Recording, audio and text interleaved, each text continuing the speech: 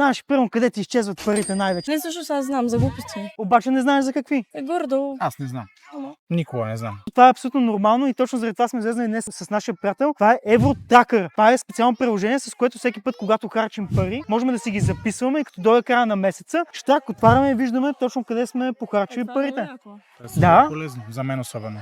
За всички е полезно, тъй като ние като цяло, особено младите хора, сме свикнали. Нали, влизаш, харесва ти, плащаш, нали, разполагаш се. Обаче като дойде на края на месеца, трябва да видим и баланса къде е отишъл. И най-готиното, на мен ми е любимата функция, има гласово. Цъкаме на гласово, сега казваме 30 евро за храна. И съответно сега приложението обработва нашата заявка. И ето въвежда 30 евро за храна. Ето показваме го тук как изглежда.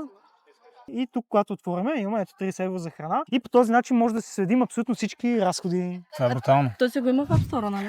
Освен, че го има в App Store, е абсолютно безплатно, работи на български, принципно може и офлайн да се въвежда, не ви събират данните, така че всичко си е private, българско е и можете да си го ползвате абсолютно безплатно. Подкрепяме българските Мерси приложения. много. Всички останали визитайте, гледайте Евротракър.